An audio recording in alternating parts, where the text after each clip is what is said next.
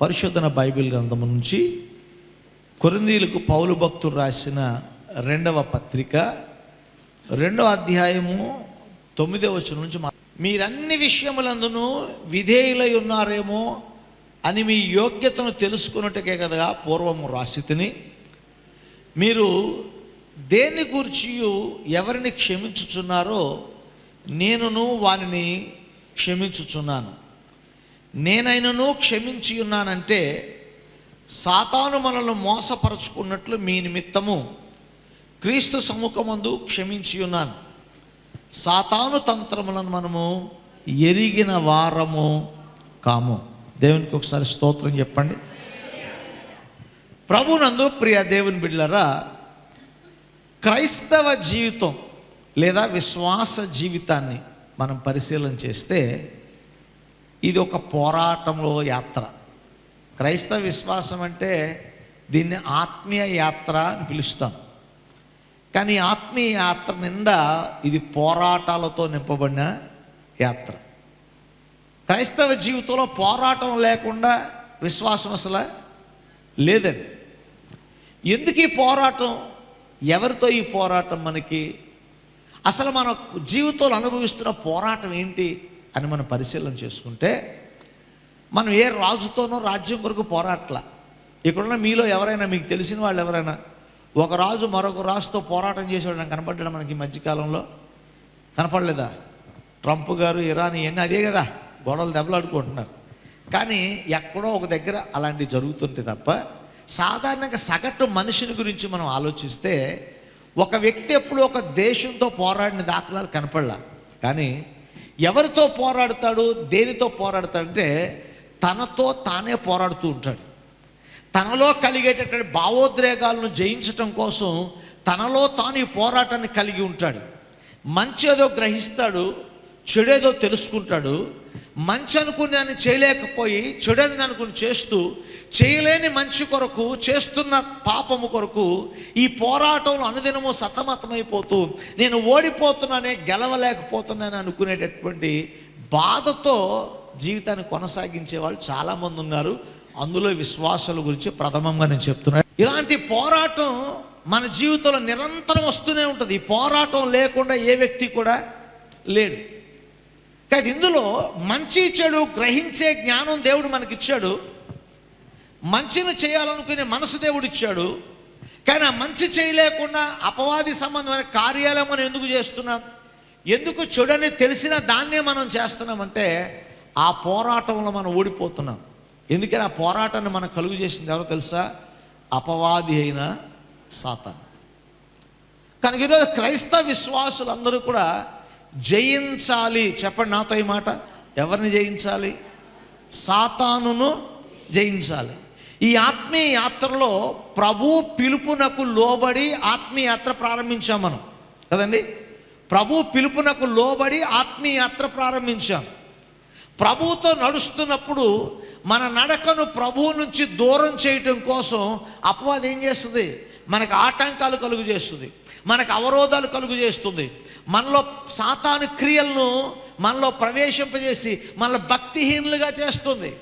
అందుకనే దేవుని పిల్లలమైన మనము అపవాదిని మనం జయించాలి. దేవునికి స్తోత్రం కలుగునుగా.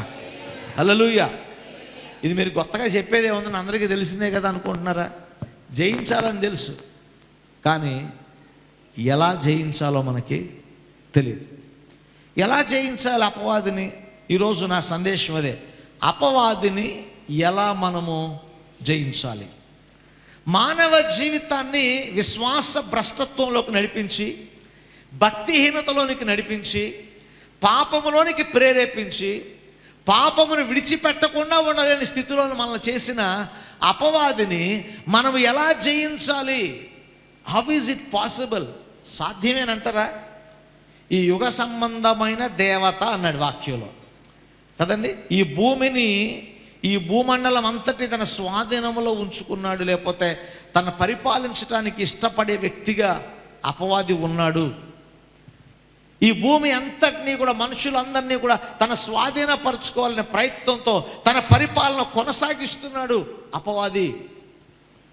అయితే ఈరోజు ఆ అపవాదిని జయించడానికి దేవుడు మనలను తన రక్షణ కృపలో దేవుడు మనల్ని భద్రపరిచాడు. దేవునికి స్తోత్రం కలుగునుగా. హల్లెలూయా. అయితే అపవాదిని జయించాలంటే ఎలా సాధ్యమవుతుంది? మొట్టమొదటిదిగా మనం చూసినట్లయితే we must recognise or know the devices of the Satan. అపవాదిని జయించాలంటే ముందు దాని తంత్రములను మనము ఎరిగిన వారిగా మనం ఉండాలి. పౌలు భక్తుడు చదవబడిన వాక్య భాగాలు ఉంటాడు, మీరు క్షమించినట్లుగా నేను కూడా క్షమించేశాను. ఎందుకు క్షమించాను అంటే, ఒకళ్ళు క్షమించలేదనుకోండి, నాలో అహంకారం ఉందనుకోండి, నాలో అవిధేయత ఉందనుకోండి, నేను సాతానికి చోటిచ్చిన వాడిని ఉంటాను. కాబట్టి అపవాది తంత్రాలు మనం ఎరుగని వారము కాము, అపవాది తంత్రాలు ఎరిగిన వారము గనుక నేను మిమ్మల్ని క్షమించాను, వారిని క్షమించానని పౌలు భక్తుడు చెప్తున్నాడు. అపవాది ఎప్పుడూ కూడా మనతో పోరాడి తన తంత్రములతోనే. ప్రాబ్లం ఏంటంటే, మనకి ఆ అపవాది యొక్క తంత్రాలు మాత్రం మనకి తెలియదు కాదు, తెలుసు, కానీ చాలా కాలం నుంచి కాబట్టి మనం ఇగ్నోర్ చేస్తున్నాం. కొన్ని విషయాలు మేము ముందుకు తీసుకొస్తాం. మొట్టమొదటిదిగా మనం చూసినట్లయితే అపవాది చేసే తంత్రాల్లో మొట్టమొదటిదిగా మనం చూసినట్లయితే డిసెప్షన్, అనగా మోసపుచ్చేటటువంటి గుణము కలిగినటువంటిది. ఆదికాండం 3వ అధ్యాయంలో చూస్తే అవ్వను ఏం చేసింది? మోసగించింది. ఎలా మోసగించింది? సత్యము చెప్తున్నట్లుగానే అబద్ధాన్ని సత్యముగా వక్రీకరించి చెబుతోంది. ఇవాళ చాలామంది మనము అపవాది యొక్క తంత్రమైన మోసపూరితమైన వాటిలోనే మనం పడిపోతున్నాం. సాతాను తంత్రములను మనము గుర్తించలేనటువంటి వారిగా మనం ఉంటున్నాం. సాతాను యొక్క మోసపూరితమైన మాటలకు మనం లోనైపోతూనే ఉంటున్నాం. దావీదు సైన్యాన్ని లెక్కించాడంటే కారణం ఏంటి తెలుసా? దావీదు అనుకున్నాడు, ఎక్కువ మంది సైన్యం నాకుంటే నేను యుద్ధాన్ని జయించగలను అనుకొని తన బలం మీద ఆధారపడటానికి తన బలాన్ని ఒక శక్తిగా చూపించింది దావీదుకు. దావీదు సైన్యాన్ని లెక్కించడం ప్రారంభించాడు. అపవాది యొక్క తంత్రములో పడిన దావీదు రిగ్రెట్ అవ్వక తప్పల, బాధపడక తప్పలేదు. ఇవాళ అపవాది మనకు మోసం చేస్తుందని తెలుసా? మనం చాలా గొప్పవాళ్ళు, మనం చాలా ధైర్యవంతులు, మనకంటే శక్తి గలవాడు ఎవడో లేడు, నీవే దేవుడవు అని చాలామందిని భ్రమ పెడుతూ ఉంటుంది అపవాది. అందుకే ఈ మధ్యకాలంలో మనం చూస్తే దేవుని స్థానం సమాజంలో చాలా తక్కువైపోతుంది. థియోక్రటిక్ నేషన్ అంటాం భారతదేశాన్ని. భారతదేశం అనేది దైవికమైన దేశం, లేదా దైవాలను పూజించేటటువంటి దేశం, దేవుళ్ళని పూజించే భక్తి గల దేశం. కానీ ఇలాంటి ఒక దైవికమైన సమాజం ఉన్నటువంటి ఈ దేశంలోనే అసలు దేవునితో లెక్కేంటి? నా చదువే నాకు ఎక్కువ, నా ఉద్యోగమే నాకు ఎక్కువ, నా సామర్థ్యం చాలు, బ్రతకడానికి నేను కావాలి తప్ప నాకు దేవుడు ఎందుకు అని నిన్ను గురించి, నీ బలాన్ని గురించి, నీ ధనాన్ని గురించి, నీ శక్తిని గురించి ఎక్కువగా ఊహించుకున్నా కానీ నీకున్న బలం, నీకున్న ధనం రెప్పపాటులో మాయమైపోతుంది. మానవుని జీవితం దేవునిపై ఆధారపడిన జీవితం మాత్రమే తప్ప తన స్వశక్తి చేత ఏది సాధించలేడు. అపవాది ఆదాము అవ్వకు చెప్పిన మాట ఏంటి తెలుసా? మీరు దేవుళ్ళ వలె మీరు మారిపోతారు. ఇవాళ దేవుని దగ్గరికి రావటానికి ఇష్టపడలేదు, కానీ దేవుళ్ళ వల్లే మారటానికి ఇష్టపడుతున్నాం. నాకు లాజిక్ అర్థం కాదు. ఏంటంటే మనకి ఏ మేలు కావాలని ఎవరు చేస్తారు? మేలు మనకి దేవుడే చేస్తాడు. అంటే దాని అర్థం ఏంటంటే దేవుడు మేలు చేయుటకు సామర్థ్యం కలిగిన వాడు, దేవుడు మనకంటే గొప్పవాడు, మనకంటే శక్తివంతుడు అనేది మనకు అర్థమవుతుంది. ఎప్పుడు మనం దేవుళ్ళం కావాలి అన్నప్పుడు అర్థం ఏంటంటే మనము కూడా ఏదైనా చేయగలిగిన వారంగా మారాలి అని. ఒకడు చేయగలిగిన వాడిగా ఉన్నప్పుడు వానిని ఆశ్రయిస్తే సరిపోతుంది కదా. అసలు మనం ఎందుకు దేవుళ్ళు అవ్వాలి? దేవుడు ఉన్నాడు కదా. కానీ మనకేమనిపిస్తా, నేనే దేవుడైతే పోలా, అసలు దేవుడి దగ్గరికి ఎందుకు వెళ్ళాలి? అపవాది ఆ మాట అవ్వకు చెప్పినప్పుడు అవ్వ పండు తింది. ఇవాళ చాలామంది అసలు దేవునితో పని ఏంటి మనకి? దేవుడు ఎందుకు మనకి? ఈ సమాజంలో డబ్బే దేవుడు, అధికారమే దేవుడు, ఉద్యోగమే దేవుడు, వ్యాపారమే దేవుడు, మనకున్న శక్తి బలాలే దేవుళ్ళుగా పరిగణిస్తున్నాం. అపవాది మోసపుస్తుంది. మన శక్తి సరిపోదు. దేవుని వాక్యం చెప్తుంది, ఈ లోకములో ఉన్నవాడి కంటే నీలో ఉన్నవాడు గొప్పవాడు అని రాయబడింది తప్ప నీవు గొప్పవాడు అని రాయబడలా. నీలో ఉన్న దేవుణ్ణి బట్టి నువ్వు గొప్పవాడివయ్యావు. నిన్ను సృజించిన వాడిని బట్టి నువ్వు గొప్పవాడివయ్యావు. ఆయన విశ్వసించిన వాడిని బట్టి నువ్వు గొప్పవాడు అవుతున్నావు.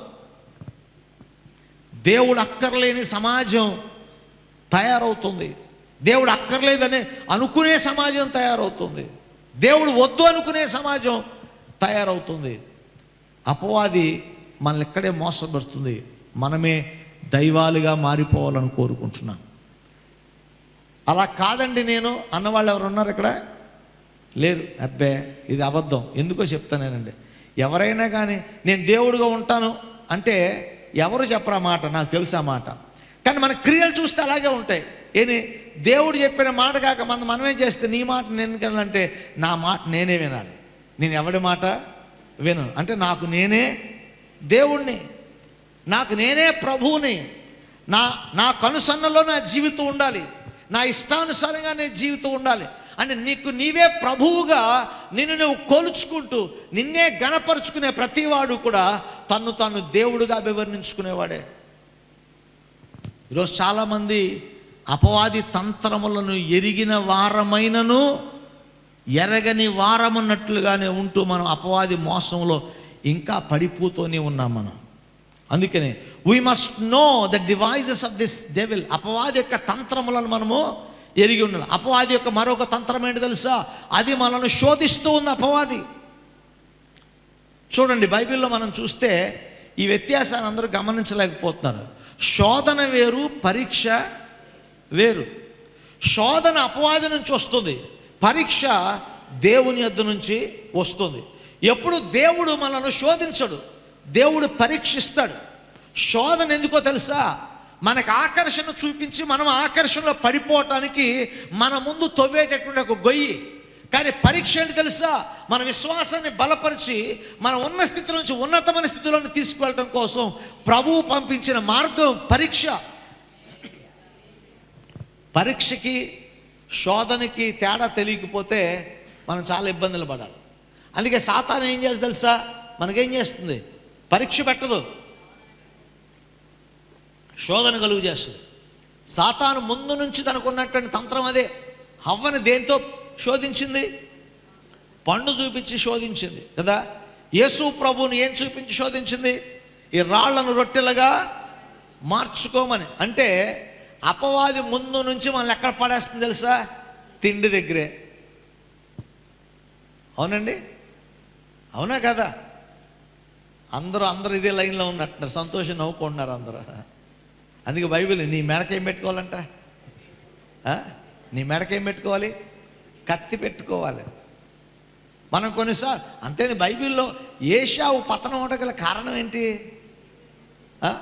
ఏశావు పతనం అవడం కారణం ఏంటండి? ఒక్క పూట కూటి కోసం తన జ్యేష్ఠత్వపు హక్కును అమ్ముకున్న ఏశావు అంటే భ్రష్టుడు ఎవడైనా మీలో ఉన్నాడేమో చూసుకోండి.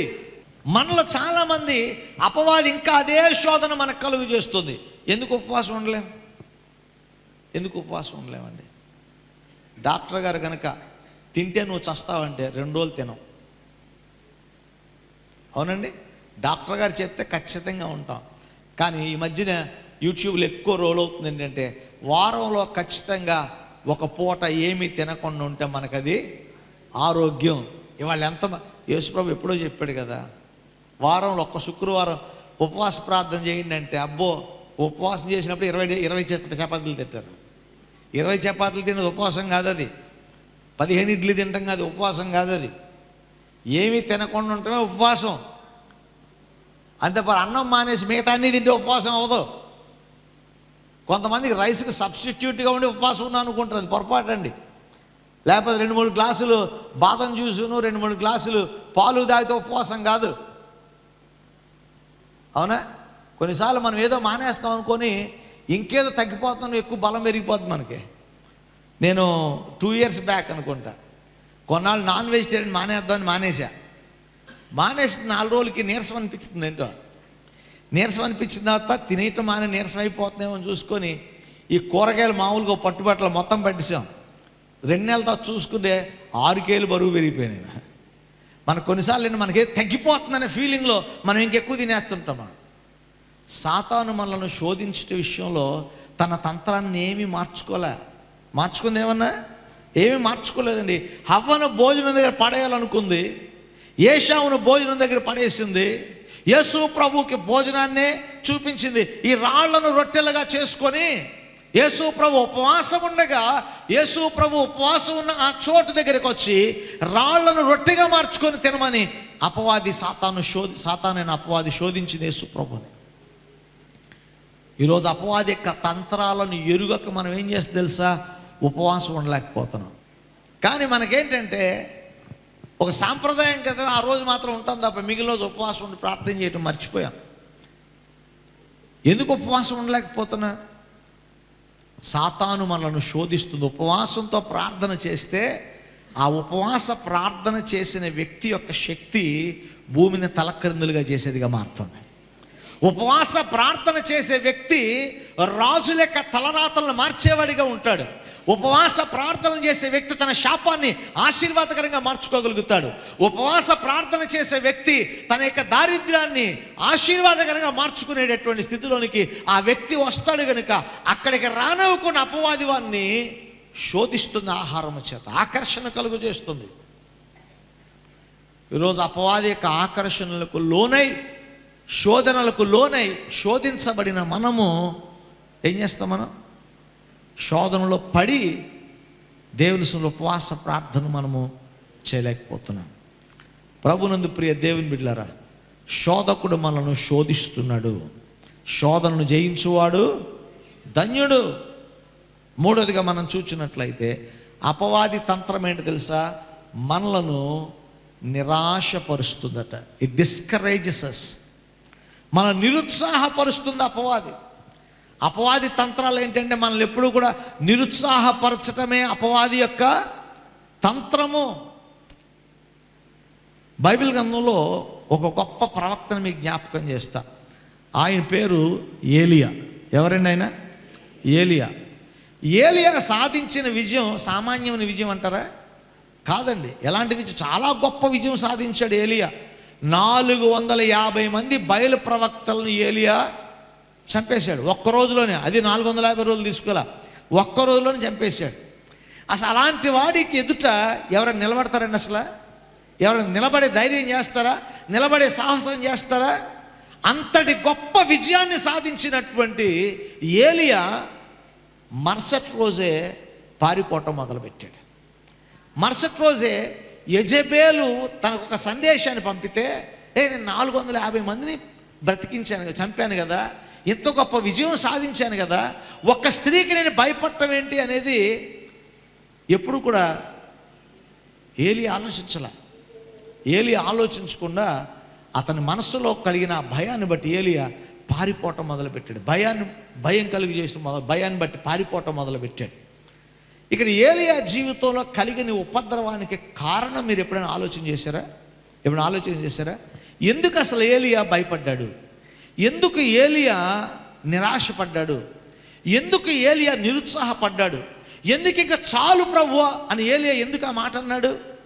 ఎందుకన్నాడు తెలుసా? హీ వాజ్ లెఫ్ట్ అలోన్ అని రాసిన ఇంగ్లీష్ బైబిల్లో. అతడు ఒంటరి వాడిగా మిగిలిపోయాడు. ఎప్పుడు కూడా అపవాది మనకు కలిగిన శోధనలో మనల్ని ఒంటరి వారిగా చేసినప్పుడు ఒంటరితనం మనలో నిరాశ, నిస్పృహ మనకి కలుగు చేస్తుంది. ఏలియా ఒంటరివాడా? కాదండి. ఏలియా ఒక్కడే భక్తుడా? కాదండి. ఆ బైబిల్లో రాయబడిన మాట, బయలును కాదని నిలిచిన వారు 7,000 మంది ఉన్నారట. ఎంతమంది అండి? 7,000 మంది. ఏలియా ఒక్కడే కాదండి. అక్కడ మనం ఏలియా అంటున్నాం, కానీ ఏలియాతో పాటు నిలిచిన వారు 7,000 మంది ఉన్నారట. అన్ని వేల మంది ఉన్నా ఏలియా వారితో కలిసి నడిచిన వాడు కాదు, కానీ తను ఒక్కడే. కారణం కొన్నిసార్లు ఏమనుకుంటా తెలుసా? నేను ఒక్కడనే. అపవాది చేసే తంత్రం ఏంటంటే ఇట్ మేక్స్ యూ అలోన్. నేను ఎవరితో కలవనివ్వదు. నువ్వు ఒంటరితనాన్ని కోరుకుంటున్నావు అంటే అర్థం ఏంటి తెలుసా? నువ్వు సాతాను ఉచ్చులో ఉన్నావని. ఎవరితో కలవడానికి ఇష్టపడలేదని అర్థం ఏంటి తెలుసా? నువ్వు సాతాను యొక్క ట్రాప్లో ఉన్నావని. సాతానుని పడవేయడానికి నేను ఒంటరివాణిగా చేస్తుంది. ఏలియా అంతటి వీరుడు, ఏలియా అంటే శక్తివంతుడు, అంతటి జయాన్ని సాధించి ఎంతటి వాణిని సంహరించగల యోగ్యుడైన ఏలియా అతను ఒంటరి వాణిగా చేసే అపవాది అతనిలో భయాన్ని కలుగు చేసింది. అందుకే అంత యోధుడు కూడా చాలయ్యా, ఇంకెవరన్నా చూసుకోయ్యా, నేను మోషే కంటే గొప్పోని కాదయ్యా, వాళ్ళకంటే గొప్పోని కాదయ్యా అని ఏలియా మరణాపేక్ష గలవాడిగా ఉన్నాడట. ఏ అపేక్ష? అంతకుముందు ఏ అపేక్షతో ఉన్న 18వ అధ్యాయంలో శత్రువును సంహరించే అపేక్షతో ఉన్నాడు, దేవుని నామం రుజువుపరచాలని అపేక్షతో ఉన్నాడు, ప్రభువు కొరకు రోషముగా నిలవబడి అపేక్షతో ఉన్నాడు. అదే ఏలియా ఉన్నాడు ఇప్పుడు మరణాపేక్ష గలవాడుగా ఉన్నాడు. కారణం ఏంటి తెలుసా? He was alone. అతడు ఏకాంతముగా ఉండిపోయాడు, ఏకాకిగా ఉండిపోయాడు. గుర్తుపెట్టుకొని, దేవుని పిల్లలమైన మనము దైవికమైన పిల్లల సహవాసాన్ని దూరం చేసుకోవద్దు. కొందరు మానుకున్నట్లుగా సమాజముగా కూడుట మీరు మానొద్దు. మనకి సహవాసాలు ఉండవండి, ఒకళ్ళు ఉన్నా దేవుని పిల్లలతో ఉండవు, అదే పెద్ద సమస్య మనకి. మన సహవాసం ఎవరితో ఉంటుంది? మీరు దేవుని పిల్లలైతే, క్రీస్తు సంబంధులైతే క్రీస్తుతో బేలాలకు ఏమి సంబంధము? విశ్వాసిత అవిశ్వాసికి పొత్తెక్కడా? మీ సాంగత్యం ఎవరితో? దుష్ట సహవాసం మంచి నడవడిని చెరుపును అని వాక్యం రాయబడుతుంది. కానీ మనం దుష్టుల సాంగత్యం చేయకూడదు, దేవుని ప్రజలతో ఉండాలి. మనం ఏంటంటే దుష్టులతో సాంగత్యం చేయం, మంచిదే, కానీ దేవుని ప్రజల దగ్గర కూడా రావు. సాతానికి కావాల్సింది అదే. నువ్వు ఒంటరివాడిగా దొరకాలి, నువ్వు ఒంటరివాడిగా అయిపోవాలి, నువ్వు ఏకాగ్గా ఉన్నామనే ఫీలింగ్ కలగాలి నీలో. నాకెవరూ లేరు, నేను ఎవరితో లేను అనుకునే భావన అపవాదిని కలుగు చేస్తూ ఉంటుంది. ఎందుకు లేరు? నీతో ప్రార్థించేవాళ్ళు లేరా? ఏలియా నీతో పాటు 7,000 మంది ఉన్నారే, వాళ్ళతో కలిసి నీ భారాన్ని పంచుకున్నావా? వాళ్ళతో కలిసి ప్రార్థన చేసావా? వాళ్ళతో కలిసి ఎదుర్కోవడానికి సిద్ధపడ్డావా? లేదే, నేను ఒక్కడినే అనుకున్నావు. వాళ్ళు చాలామంది సమస్య రాగానే, అమ్మో నేను చచ్చిపోతాను, నాకు ఈ సమస్య, నాకు ఎవరు లేరు, అది ఇదని. ఎవరు ఎందుకు లేరు? సంఘం లేదా? దైవజనులు లేడా? నీ కుటుంబం లేదా? ఎందుకని నువ్వు సహవాసంలో కలవడంలా? ఎందుకు ఒంటరితనాన్ని కోరి తెచ్చుకుంటున్నావు? నువ్వు ఎప్పుడు ఒంటరిగా ఉంటావో అప్పుడే సాతాను తన పంజా నీ మీదకి విసురుతుంది. అందుకే ఒక భక్తుడు చెప్పాడు, character is not when you are with people, when you are alone your character been shown. నువ్వు ఒంటరి వాడిగా ఏకాకిగా ఉన్నప్పుడే నీ గుణం ఏంటో తెలుస్తుంది తప్ప అది ఎవరికి తెలుస్తుంది? నీకు తెలుస్తుంది. నలుగురిలో ఉన్నప్పుడు అందరూ పరిశుద్ధులే, నలుగురిలో ఉన్నప్పుడు అందరూ పవిత్రులే. What are you when you are alone? ఆ ఒంటరితనంలో నా అపవాదిని పట్టుకుంటుంది, నేను నిరాశపరునిగా చేస్తుంది, నీ జీవితం ఏమాత్రం కూడా ఇక దేవుని పనికిరాననేవాడిగా చేస్తుంది.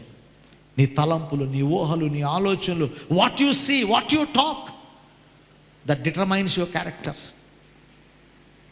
ఈరోజు చాలామంది జీవితాల్లో భక్తుల సహవాసం లేక అపవాది యొక్క ఉచ్చులో పడిన వారిగా వాళ్ళందరూ కూడా నాశనం దిశగా వాళ్ళు ప్రయాణం చేస్తున్నారు. ప్రభునందు ప్రియ దేవుని బిడ్డలారా, అపవాది తంత్రములను మనం ఎరిగి ఉన్నట్లయితే మనము అపవాది యొక్క తంత్రములకు మనం లోనైన వారిగా మనము ఉన్నాం. అపవాదిని జయించాలంటే ఏం చేయాలండి?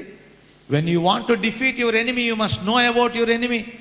నీ శత్రువుని జయించాలనుకున్నప్పుడు నీ శత్రువుని గురించి నువ్వు బాగా తెలుసుకోవాలి. నీ శత్రువు అయిన అపవాది ఎలాంటి వాడట? మోసపుచ్చేవాడు. నీ శత్రువు అయిన అపవాది ఎవరు? శోధించేవాడు. నీ శత్రువు అయిన అపవాది ఎవడు? నిన్ను నిరాశపరిచి నిస్పృహలోనికి తీసుకువెళ్ళేటటువంటి వాడు. కనుక సాతాను తంత్రములను ఎరుగని వారము కాము అంటున్నాడు పౌలు. ఈరోజు మనం కూడా సాతాను జయించాలంటే మనకేం కావాలి తెలుసా?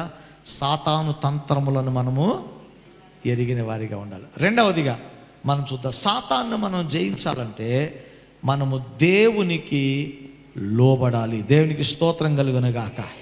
హల్లెలూయా. మనము దేవునికి లోబడేటటువంటి వారిగా మనము ఉండాలి. యాకోబు రాసిన పత్రిక 4వ అధ్యాయము 7వ వచనం చూసినట్లయితే, అపవాదిని ఎదిరించుడి, అప్పుడు అది మీ యొద్ద నుంచి పారిపోవును. అపవాదిని ఎదిరించేటటువంటి రెండవ విధానం ఏంటి తెలుసా? అపవాదిని ఎదిరించాలి. చెప్పండి అందరూ, అపవాదిని ఏం చేయాలి? ఎదిరించాలి. మనం ఏం చేస్తాం? అపవాదిని ఎదిరించాలి. ఎప్పుడు బైబిల్లో రాయబడింది, submit your self to God. దేవునికి మీరు లోబడండి, అప్పుడు అపవాదిని జయించండి. మనోళ్ళు in the name of Jesus అని నువ్వు ప్రార్థన చేసావు అనుకో, సైతాన్ ఏమని తెలుసా, నాకు పౌలు తెలుసు, యేసు తెలుసు, అంతకంటే నువ్వు కూడా బాగా నాకు తెలుసు, కనుక నోరు మూసుకో అని సైతాన్ మనకి చెవులో నుంచి గట్టిగా అందరికి వినబడేలా చెప్తూ ఉంటుంది. మనం కొన్నిసార్లు అవసరానికి చాలా భక్తులకు మారిపోతుంటాం, అవసరానికి మన భాష మారిపోద్ది, మన వేషం మారుతుంది. కానీ బైబిల్ ఏం చెప్తుంది తెలుసా, అపవాదిని జయించాలనుకున్న ముందు తను దేవునికి సమర్పించుకోవాలి, ముందు తను దేవునికి లోబడేవాడిగా ఉండాలి. తాను లోబడకుండా అపవాదిని జయించగలిగేవాడు ఎవ్వడు కూడా ఉండడు, లేడు, కాబోడు.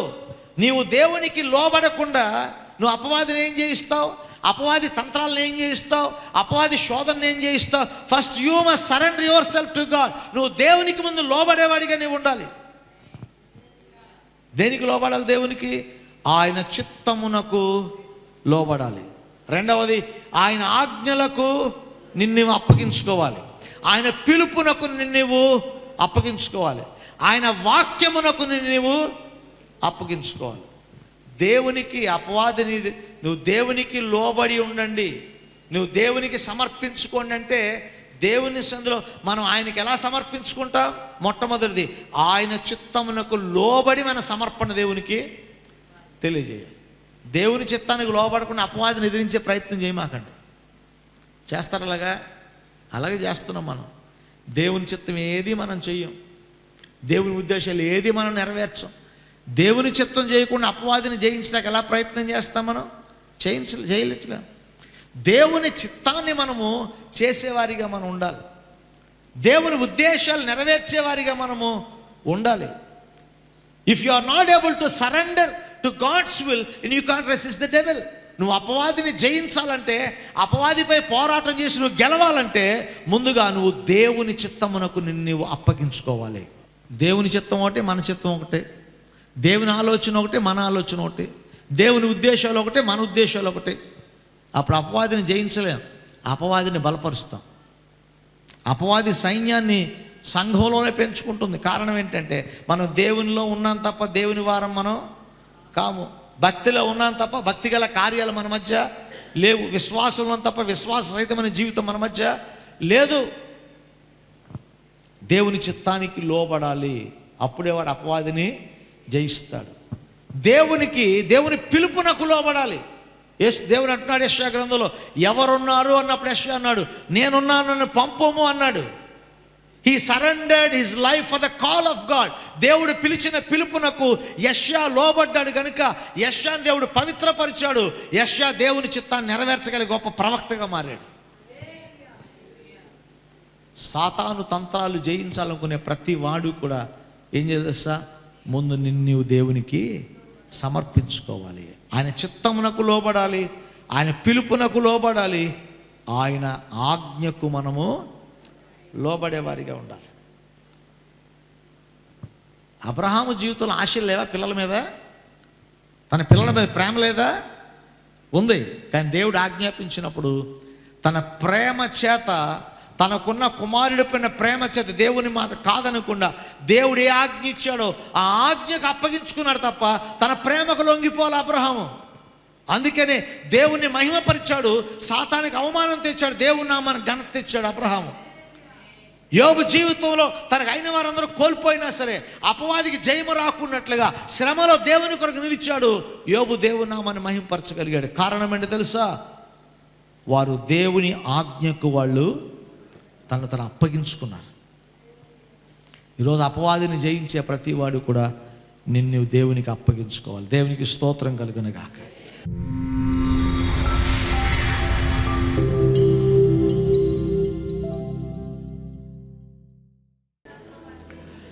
ప్రేమగల తండ్రి, పరిశుద్ధుడైన దేవా, మీకు వందనాలు. అపవాదిని జయించే శక్తిని మాకు దయచేయండి ప్రభువా. అపవాది తంత్రాలు మేము ఎరిగిన వారముగా అపవాదిని జయిస్తూ ఆత్మానుసారంగా జీవిస్తూ మీ చిత్తమునకు మమ్మల్ని అప్పగించుకుంటూ అపవాదిని జయించి మీ నామానికి మహిమపరిచే జీవితం దయచేయండి. విన్న వాక్యం మా హృదయంలో భద్రపరచుకొని వాక్యానుకూలంగా జీవించే కృప దయచేసి మీరే మహిమను పొంది మమ్మల్ని ఆశీర్వదించమని యేసు నామమున అడిగి వేడుకొని ప్రార్థిస్తున్నాము తండ్రి.